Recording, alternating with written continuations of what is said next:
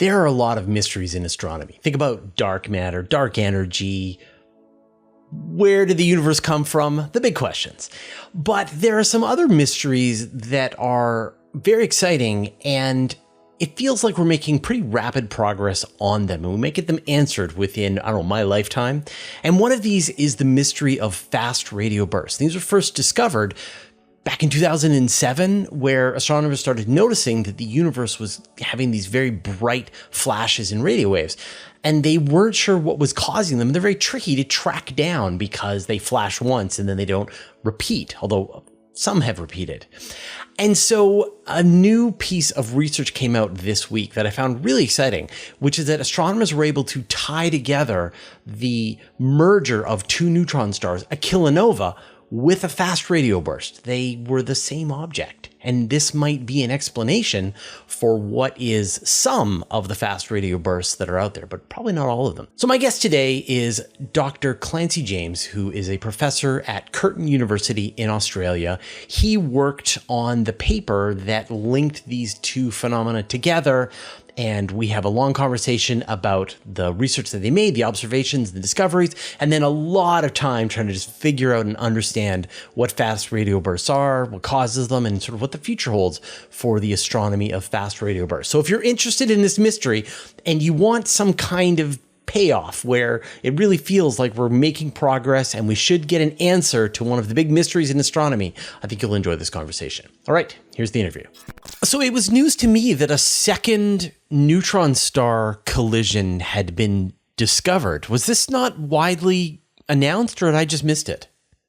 Well, I think that the novelty, as far as the press had somewhat worn off. As far as physics goes, you do something, or the press goes, you do something once, and there was a further detection back in 2017, and that was spectacular, right? The first binary neutron star detection. Not only was it the detection of the neutron star merger, which was a fantastic advance for gravitational wave astronomy, but we saw the optical signature of it, we saw the gamma ray signature of it. People were following up the radio remnant for weeks, months afterwards. So it was the perfect event, right? In fact, it was almost too perfect. We'll be very unlikely to get something that spectacular in the next few years. Right? It was the best kept secret in astronomy. I had no idea that that discovery was going to be made, but there was thousands of co-authors on the original paper. And so I don't know how that many people were able to keep a secret that big for that long, and that we all sort of found out about it on the same day. Very impressed. Within the astronomy community, it was a fairly open secret that this had happened, because of course, you've got thousands of authors. There's only so many astronomers in the world. Obviously, the details were kept secret, like necessarily exactly where in the sky this was, and the precise details of what people had observed. But everyone knew that there was a binary neutron star merger. A supernova had been observed. A lot of the gamma ray alerts go out simultaneously. So, these events get broadcast to the world. So while the publication itself, there's always a big announcement, I think it was a pretty open secret, astronomer was. Yeah. But beforehand, right, no one had any idea it was going to be that big. Right. So let's talk about the paper that you were commenting on. I guess the research that your team published in Nature Astronomy is about on the one hand, you've got another neutron star collision happening, but it being tied together to a fast radio burst. So that's amazing. How did this sort of discovery get made? Yeah, so I think we should make it clear, first of all, we didn't detect the gravitational waves or the fast radio burst. Right, we really look at these. So my background is more of an expert from the fast radio burst side, and the remaining co-authors are involved in gravitational wave astronomy with the LIGO collaboration. So they basically understood the gravitational waves. I understood fast radio burst. And there'd been a theory for a long time that when you get a gravitational wave event, in particular two neutron stars merging, either during the merger through the interaction of their magnetic fields, or at the point of merger, or when there's a later collapse to a black hole, this thing could emit a burst of radio waves. In fact, that was predicted even before fast radio bursts were known to exist, right? So, I am in Perth at Curtin University. The remainder of the group is across the river at the University of Western Australia. And, like typical researchers, we mostly stay in our own offices, but we had been talking for a while about, hey, we should investigate this. And then there's a new radio telescope coming online, CHIME. So this is in Canada, and it's got this really huge field of view. The problem with most radio telescopes and most telescopes is that they only see a tiny fraction of the sky, maybe, I don't know, 100,000th or less, right? Actually, probably a lot less than that. Whereas CHIME sees a huge region. And with fast radio bursts, they burst, right? So you can't, if you think one's gone off over there, you can't go back and point later. So we knew that this data was coming out, and we knew that there'd been this run of the gravitational wave observatories, LIGO, Virgo, and soon CAGRA is going to be added to that. And we were really keen to look at the data, right, and try to work out, okay, are there any fast radio bursts that can be associated with gravitational wave events?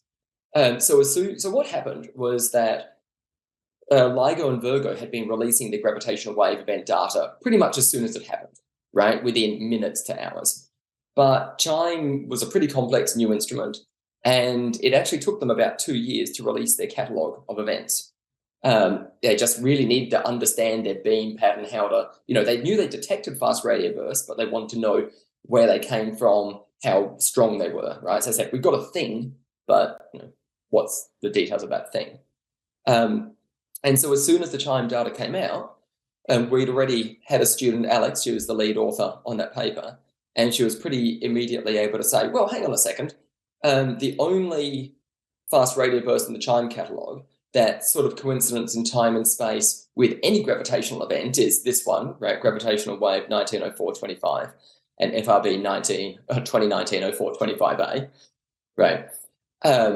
Let's have a look at it. This is kind of interesting because the only gravitational wave event that it was coincident with was this binary neutron star merger. And so this paper basically came about because we took a more in-depth look into that event. And it turns out that, okay, it's not a home run, right? It's not guaranteed that the FRB came from this event, but it's a lot of really, really interesting hints that it did. So that was the gist of the paper. So then, what do you think is going on that generated the fast radio burst? Well, I can give you the general answer. So our theory, which is one of a few options, but our theory is that when these binary neutron stars merged, they created what's known as a supermassive neutron star. So neutron stars can only get so heavy before they collapse into a black hole, right? You take a neutron star, you add matter to it, it actually gets smaller, gets denser due to the extra gravity. And then at some point, it just goes into a black hole.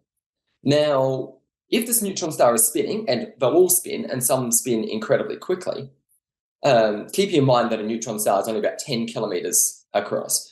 So if it spins very quickly, the spin can help counteract the gravity.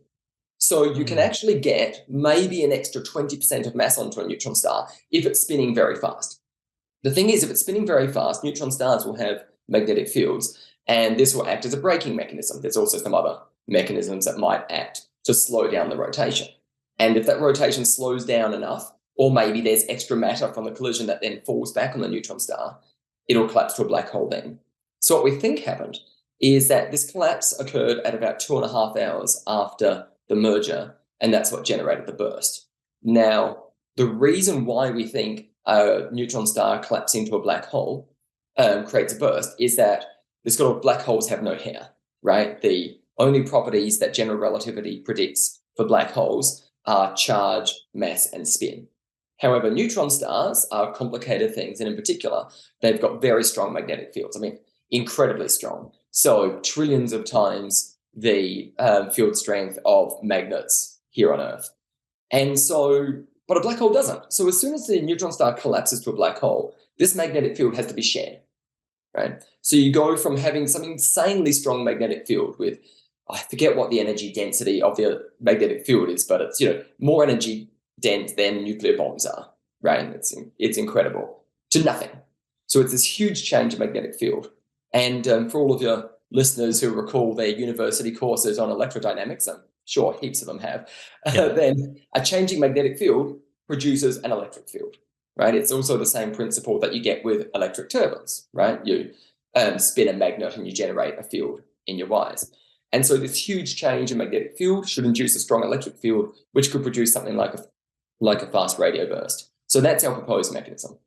And so the two neutron stars are coming together. They're in the process of merging into this super massive neutron star. But then because it has this magnetic field, it's breaking the rotation. And once the rotation comes down to the point it can no longer remain as a not black hole, turns into a black hole. Some of its magnetic field, I guess, gets just gobbled up with the black hole, and the remaining part is released out into space. Do I understand what's going on, or what the mechanism is? That's pretty much it. Okay, all right. So what I will say is, though, when the merger happens, the merger itself only takes of order a second or two. Right? So very quickly, you'll go from two neutron stars being very close to each other, and in the final stage of the merger, they'll get very deformed, right? Because the tidal forces will be extreme at that point. And then they'll fairly quickly form into a new neutron star, a fairly round object spinning very fast. And partly also we expect the magnetic fields in that merger might even make the magnetic field stronger as well. So that could be another aspect. Now, CHIME has detected thousands of fast radio bursts, mostly one-off events, a couple of repeating events. And so I've got to think that this maybe helps explain some, but not all. Yeah. What do you think the population of fast radio bursts are explained by merging neutron stars? So this is the million-dollar question in fast radio burst science, right? The question of, do all fast radio bursts repeat? Are there multiple kinds of fast radio bursts? So this is going to be a long answer here. My bet is, at the moment, I honestly don't know what the truth is. I will say it's very unlikely that events like the binary neutron star merger could explain all fast radio bursts. It's not excluded, but there are a few fast radio bursts, one in particular, 2012-1102, that's been observed since 2012, and that repeats quite rapidly. Now, it is possible to have, let's say, two neutron stars or maybe a white dwarf neutron star merging that then produces a massive neutron star that takes either a very long time to decay before forming a black hole, or maybe is stable even. And it's possible that, a fast rotating neutron star with magnetic fields, we expect also to produce things like fast radio bursts. In fact, pretty much regardless of the details, we are fairly sure that neutron stars are responsible for fast radio bursts one way or the other. So it is, in theory, possible that all fast radio bursts could be the result of neutron star mergers, but it's very unlikely. What we expect is that a large fraction of fast radio bursts, in fact, the vast majority, probably come from, let's say, young neutron stars formed in supernova, and then the gravitational bursts, the binary neutron star merger event rate is perhaps only 1% or so of fast radio bursts. Now, you said, you believe neutron stars are involved in fast radio bursts. So what is it's such a weird thing, right? That we've only really known about these since 2007. Hard to pin down because they didn't seem to repeat, except there's been a few occasionally. And yet it's giving off enough signals that it feels to me like the answer is soon. It's not dark matter. It's not dark energy. Like, this will be solved in our lifetime, I think. So what do you think is the main mechanism that is causing fast radio bursts at this point? Yeah, so probably the biggest hint came from an event in our galaxy a couple of years ago now. I'm probably going to get that wrong. 2 plus or minus 2 years, where a neutron star with a very strong magnetic field known as a magnetar, right? There's no hard cutoff for what is or isn't called a magnetar. It's just that we detect most neutron stars via the bursts of radio waves they give off. They pulse, right? So they spin around rapidly and they give off regular pulsations, and we call them pulsars. A magnetar is a neutron star where the energy that it gives off is mostly X-rays and gamma rays, and we see that. And that's how we detect them, because they've got extremely strong magnetic fields. So there was one of those in our galaxy. It was a known magnetar, and it gave off a burst of X-rays, and at the same time, CHIME and another instrument, STARE-2, observed a burst of radio waves from it at the same time as X-rays. So now this burst of radio waves was similar to a fast radio burst, but it was maybe 100th as strong as the weakest fast radio burst. and maybe a millionth as strong as the strongest fast radio burst, maybe 100 millionth as strong. So certainly we know magnetars can give off bursts like fast radio burst. Whether or not that means they can explain the very strongest, because there's a huge difference. A factor of 1 million, 100 million is pretty significant. So I think that there's a couple of important clues. One would be able to get X-rays or other multi-wavelength observations from an event outside of our galaxy. So maybe something in Andromeda or a galaxy in the nearby universe, because we don't expect X-ray telescopes to be sensitive enough to see X-rays from a fast radio burst at, let's say, a billion light years away, which is the typical distance we see them. But I think that would be one of the key observations we need. But it seems like a difference in scale, kind of like a nova compared to a supernova. Yes. With a nova being a fairly regular event as a white dwarf is feeding on some partner, compared to a supernova where that white dwarf explodes or another kind of star explodes. So I'm trying to think, was this flash that came from the Milky Way a hint to a larger mechanism that is more catastrophic that's happening farther away? Well, perhaps. So when we talk about mechanisms for producing fast radio bursts, there's two levels, right? You can talk about the macroscopic properties, like is it a magnetar, is it two neutron stars merging? And in that sense, no, it's not, because the macroscopic properties of how neutron stars merge might be quite different to how the population of magnetars out there. As far as the detailed physics of it goes, it gets complicated. So certainly I think that, so the problem is most of the repeating fast radio bursts that we see, we detect them as much fainter pulses, right? So most of the bursts we see are because we'll take some huge telescope like FAST, this 500-meter telescope in China, point to a repeating fast radio burst and get 1,000 bursts from it, right? Because there's far more low energy bursts than there are high energy bursts. But most of the fast radio bursts we see are bright, distant things where that maybe they're repeating multiple times, we just don't know. So I think that one hint that we can actually get would be more coming from the radio side, if we could have more sensitive radio observations of more distant fast radio bursts and say, okay, it looks like these rare bright ones, which might come from binary neutron star mergers, right? So the rate of all fast radio bursts is much too high to be explained by binary neutron star mergers. However, the rate of the very brightest ones could be, right? And the one that we observed was a fairly bright one, not super bright, but it was fairly bright.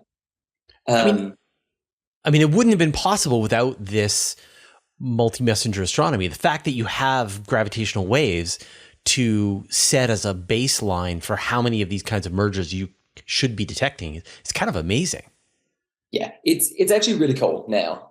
Astronomy started only in optical, right? And then it progressed through to radio and then X-rays, gamma rays. In the last decade, we've had both gravitational waves and neutrinos. Right? We've seen both, and these are both new kinds of messages from the universe. So this sort of multi-messenger astronomy, it's really cool. But one of the interesting things is you work with quite different groups, right? The kind of scientific culture that you get in, let's say, neutrino astronomy or gravitational wave astronomy is really different to what you get with, let's say, radio astronomy. And so it's almost like a sociology experiment to collaborate. Right. That's interesting. Where one group has sort of tried and true methods for observing the sky, and they're trying to sort of squeeze every piece of information out, while the other groups are still in the nascent stages. They're just excited that they're even making these detections at all. Yep. And although I'd always say it's almost the other way around. So really? The gravitational wave people tend to be quite a bit more careful, right? So, okay, I'm going to make some broad generalizations here. I've worked in both fields. I used to work as a neutrino astronomer in my previous position now in radio. And so I characterize radio astronomy as, cool, look, there's a thing. Let's tell people about the thing. That's at least that's very much fast radio burst world. Then in gravitational wave or neutrino astrophysics, you get these large collaborations that build a single experiment for one specific purpose. And you might get, as you said, hundreds of thousands of scientists working together. And they want to be very careful about what they tell the world because they've got a lot riding on it, right? They're the one experiment that can make the measurement. They've got one very complicated apparatus, and they want to, dot the I's, cross the T's, and, say, okay, we think we detected this at this level of significance, and here's our simulations, we compare the measurements to that.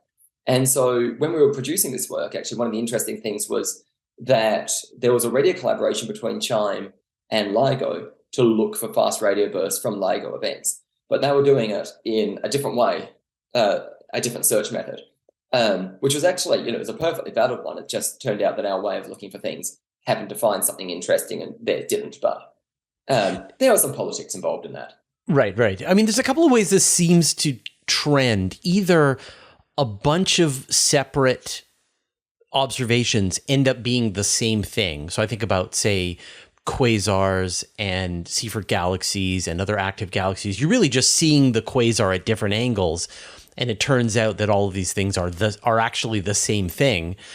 And compared to, say, the search for missing regular matter in the universe, where you're like, a little bit of it is intergalactic gas, a little bit of it is, right, you add up all the slices and it ends up being 100%.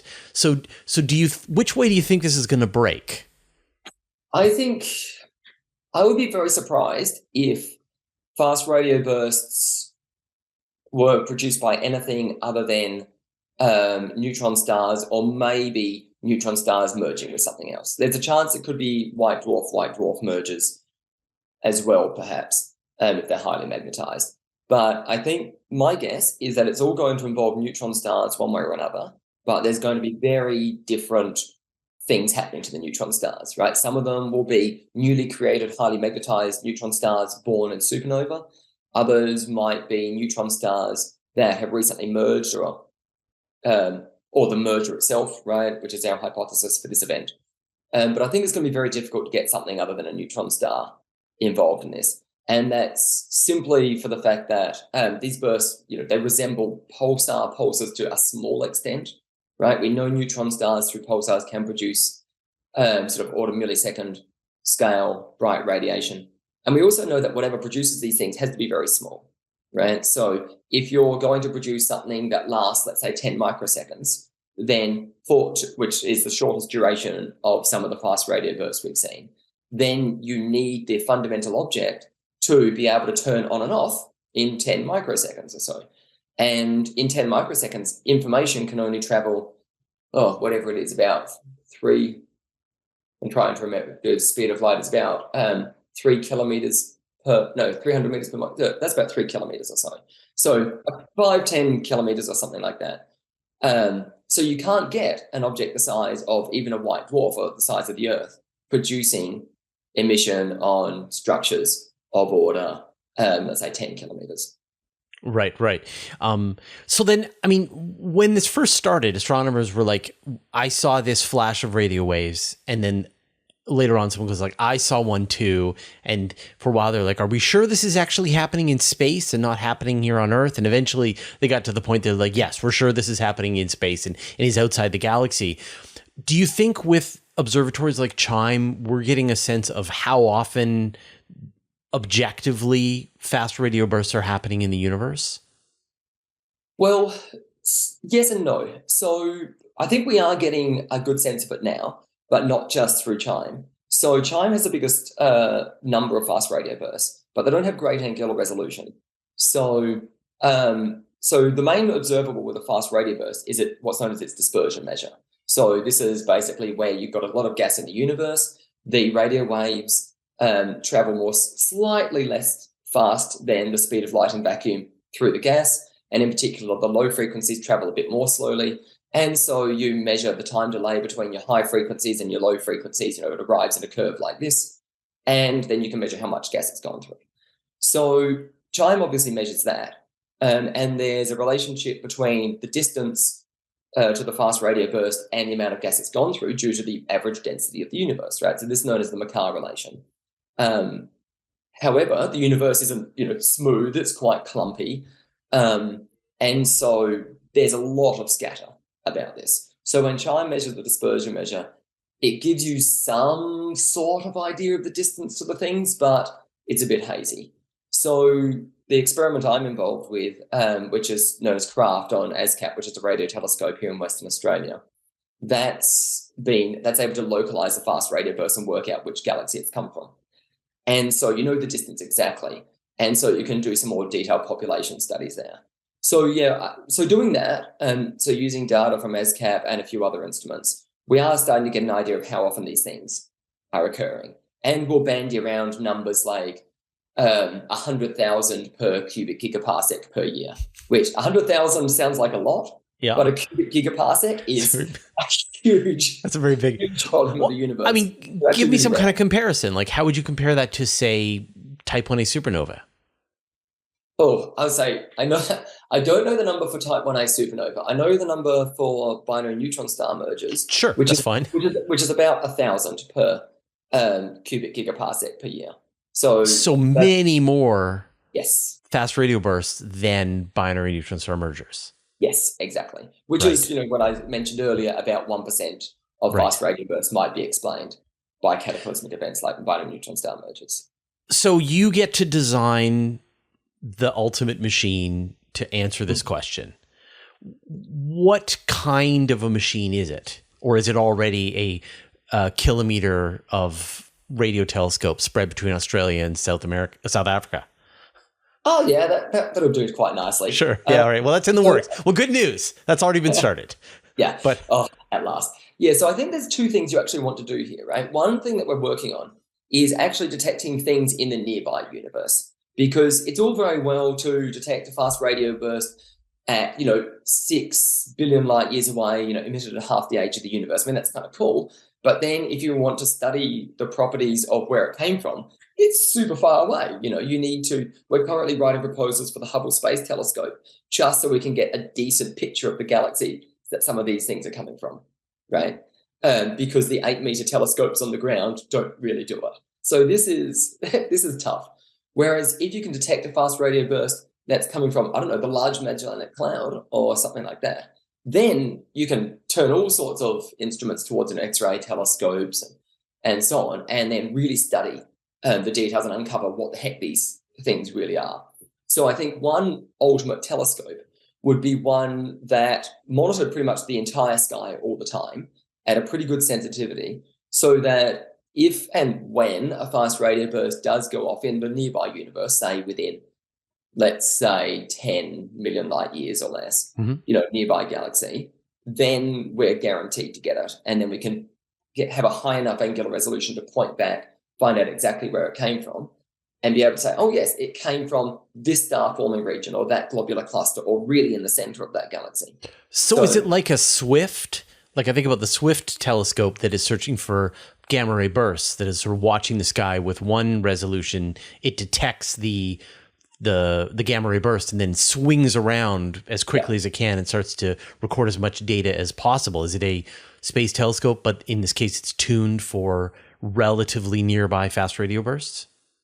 It wouldn't be a space telescope, but it absolutely would be. It would be ground-based, but it absolutely would have that idea. It would be a relatively low sensitivity instrument that could see the entirety of the sky. So there's already one instrument a bit like that. So STARE 2, I mentioned earlier in the US, has that principle. It needs to be a bit more sensitive because, of course, there's more low-energy fast radio bursts than there are high-energy bursts. So it'd be good to get of order 100 times as sensitive as that.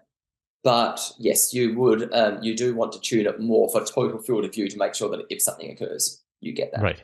Because they're coming randomly from everywhere across the sky. Yeah, I think there's one of my favorite movies, Twister, from a long time ago, when they're talking about tornadoes. They have a line like, you can't explain it, you can't predict it, it just happens. And I think you can apply that to fast radio bursts. That's got to be tough. Like normally with a telescope, right? You want to book time on the telescope, you point at your target, you gather data, but every time with fast radio bursts, it's like, well, it's already happened. Yeah. Well, actually, I think this is a little bit of a problem in the field at the moment, because we know that some fast radio bursts do repeat, right? So now you are an astronomer and you want to study fast radio bursts. I think one vital question for the field is to take fast radio bursts that look like they don't repeat and really hammer them with the most sensitive telescopes to be absolutely sure they're not repeating, right? Because if you stare at a fast radio burst that you think doesn't repeat you look at it with an incredibly powerful telescope and it still doesn't after hundreds of thousands of hours. I mean, that's really interesting, right? That really seems like a once-off thing. The problem is that now you're on a time assignment committee for a telescope and someone says, we've got this fantastic telescope and we'd like to point it at something for thousands of hours and see if we probably won't see anything, but maybe we'll see one thing, right? But then you've got somebody else who says, well, we've got this rapidly repeating fast radio burst. We're going to point at it. We're going to get 1,000 bursts. We're going to talk a lot about the burst and see all sorts of interesting things. And we might not actually learn anything fundamental from that. But nonetheless, it's going to be really interesting because we'll see lots of stuff. And that'll be the observation you get. And so it's almost got this observational bias in the field at the moment where we know a lot about some of the repeating fast radio bursts. And there's a lot of apparently once-off things, which we'd like to know more about, but we don't. So your 1,000 hours of JWST time to stare at a one-time fast radio burst location hasn't been accepted yet. Well, there's two. The one that we haven't been accepted is a Hubble Space Telescope time to look for a host galaxy. But no, it would be fast, right? This huge telescope in China that you would want. You'd want to take that, point it at an apparently once-off fast radio burst that looks like a once-off burst, and maybe see something. And if you did, that would be great. And also, if you saw nothing, that would be great. But in the history of astronomy, papers that report nothing don't get as much hype as, well, things. So then is the FAST telescope the perfect machine for, if you did catch a fast radio burst happening, is that the best tool on the planet right now to actually study the data? If you know where it's going to come from, yes. So it's by far the most sensitive. The problem is that it only sees a tiny, tiny fraction of the sky. So it's not very good for finding fast radio bursts in the first place. They've looked quite a long time, and I think it's only 4 fast radio bursts they've identified that weren't known beforehand. One of them's a very interesting one. It's great. But the other problem is that even though it's got reasonable angular resolution because it's so huge, it only sees a small patch of the sky, there's so many galaxies and other things in the universe that within that little patch it's looking, it's got no chance of identifying the host galaxy. So it's the perfect instrument for doing follow-up observations where you say, okay, we know that there's a fast radio burst here from this galaxy. Let's point fast to it. But it's not perfect for doing the initial observations. Now, I know this is still really early in the speculation side, and we just don't even know what it is, but many astronomical events, especially ones that are this energetic, this far away, have value in helping with cosmology itself, starting to figure out the expansion rate of the universe, figure out the intervening gas and dust between us and some target. Do you think that fast radio bursts can play some kind of role in larger cosmological questions? Yeah, absolutely. In fact, I would say this is probably the only thing they're guaranteed to be able to do. And this is sort of what we're working on at the moment. So, as I mentioned earlier, fast radio bursts trace out the amount of stuff in the universe with the amount of gas they go through. And there's 2 basic questions we're trying to answer here. One is exactly what is the value of the Hubble constant, right? So H0, so how fast is the universe expanding? So the background here is that we have 2 very good measurements of the Hubble constant. One uses a cosmic microwave background. You do a multi-parameter fit to that, and you work out how fast the universe was expanding back at a redshift of about 3,000-ish when the CMB was emitted. So an early universe measurement of the Hubble constant. And, I hope I get this right, about 67.4 kilometers per second per megaparsec from memory. It depends which time you're measuring it. Yeah, exactly, because we have the supernova 1A measurements in the, nearby universe, the redshift less than 1 universe typically, and they get a value of about 73 kilometers per second per megaparsec. And there's enough precision on each of these measurements that they're mutually incompatible with about a 1 in a million chance of them being this far apart if they're measuring the true value. So there's 2 basic ways to explain this, right? One is to say that there's something dodgy with the measurements. In particular, supernova 1A measurements, there's this cosmic distance ladder, right? To say how far it is to this supernova, well, you say, well, this supernova was that bright, and we calibrate the brightness via these observations with these Cepheid variables, and these Cepheid variables, we calibrate that with things in our galaxy. And, there's multiple steps in this distance ladder. So there could be various systematics in that process, but there's lots of people who have studied this in a lot of detail. And, they've shifted around the calibrations a bit as time's gone on, but it really looks like these two measurements are discrepant. And the other explanation is that there's something weird going on in cosmology, that at some point between the early universe and now, the universe changed, maybe some phase transition that caused an extra speed up in the expansion. I mean, that's new physics. That would be amazing. And so with fast radio bursts, the relationship between Hubble's constant, we measure the distance to the fast radio burst. From the cosmic microwave background measurements, we have a good idea of the density of the universe, that we measure the density times the Hubble parameter squared is the measurement that CMB makes. And so you can test the value of Hubble constant through that. So that's a pretty high precision measurement, and we're nowhere near that yet. In particular, there's a lot of systematics we need to pin down. But in principle, with only maybe 500 to 1,000 localized fast radio bursts, we could resolve this question. So that's sort of one of the things we're working for at the moment. That's really interesting. So just by watching how the fast radio burst moves through the intervening material, you start to get at a sense of the density of the universe at different times. Yeah, exactly. I mean, you make it sound really cool, but in the end, it's a little bit like, you can imagine a graph, right? Here's distance, here's amount of stuff, and the Hubble constant is the slope of the line that you measure, right? I promise my audience will find this extremely cool. Don't worry. Yeah.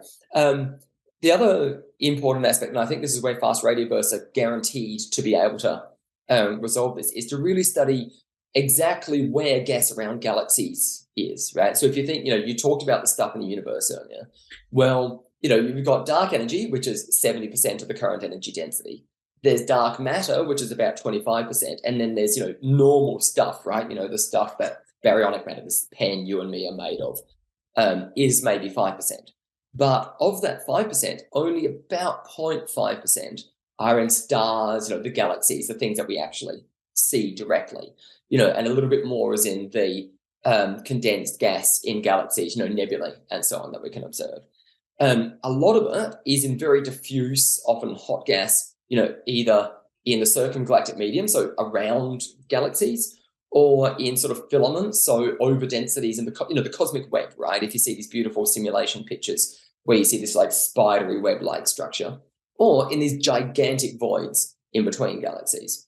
And so the way that the gas, and this is complicated, right? You get gas that gets drawn in by the gravity of dark matter, and it heats up at some point, and then it might cool down, go into galaxies, but then there'll be supernova in galaxies, black holes spewing matter out, and that will inject more energy and send matter out of the galaxies. And this is known as feedback, this process of cooling gas coming in and then hot energy gas being shot out. And this results in a very complicated structure of gas around and between galaxies, we expect. But it's extremely difficult to measure. And that's where we hope fast radio bursts will really be able to tell us where that gas sits. Oh, it's really interesting. So, look into the future. When do you think, when we do a follow-on interview and you feel pretty confident now that you've got a good answer for what fast radio bursts are, how long, when is the date, do you think? For when we expect to know what fast radio bursts are? Yeah, when do you, because I don't know, like when I think about the poor people who started trying to figure out dark matter in the 1930s, and they're still at it, almost 100 years later. Maybe they're not any closer. Maybe they're a little, at least they have better ideas of what it's not. But as I said, early on, I really feel like this mystery is unfolding. It's going to give up its secrets one way or another, I think, fairly quickly. It feels like. So I'm going to guess in about 10 years, right? Yeah. And that's based mostly on the idea that within about 10 years, statistically, we should probably have detected a fast radio burst in the very nearby universe. There's a couple of other instruments online, in particular one called Hera that'll be coming online in South Africa. That's a little bit like CHIME, right? You can think of it as CHIME in the south. And of course, the Southern Hemisphere is a great place for studying our own galaxy. So it might be that is going to pick up, not just a very dim fast radio burst-like thing from a magnetar, but a truly bright event.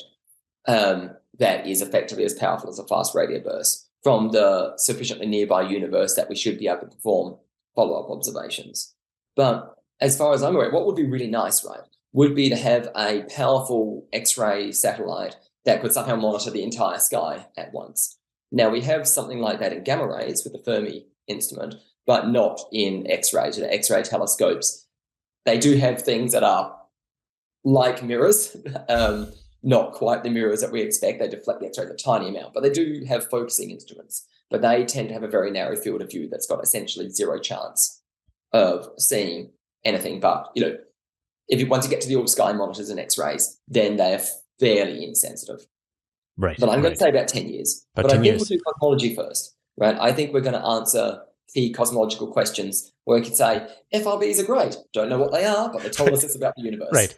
Well, that sounds like dark matter and doing gravitational lensing, right? We don't know what it is, but it makes a great telescope. Yeah. So, well, James, absolute pleasure to talk to you. Thank you so much for answering all of my questions about fast radio bursts. And when you do figure out what they are, would you let me know? Absolutely. Thanks very much, Fraser. All right. Thanks a lot. Cheers. Bye. You can get even more space news in my weekly email newsletter. I send it out every Friday to more than 60,000 people. I write every word, there are no ads, and it's absolutely free. Subscribe at universetoday.com/newsletter. You can also subscribe to the Universe Today podcast. There, you can find an audio version of all of our news, interviews, and Q&As, as well as exclusive content. Subscribe at universetoday.com/podcast or search for Universe Today on Apple Podcasts, Spotify, or wherever you get your podcasts. A huge thanks to everyone who supports us on Patreon and helps us stay independent and keeps our ads at a bare minimum. Thanks to all the interplanetary researchers, the interstellar adventurers, and the galaxy wanderers. And a special thanks to Jay Dennis, David Giltonen, Modso, George, Jeremy Mattern, Jordan Young, Tim Whalen, Dave Verbeoff, Andrew M. Gross, and Josh Schultz, who support us at the Master of the Universe level. All your support means the universe to us.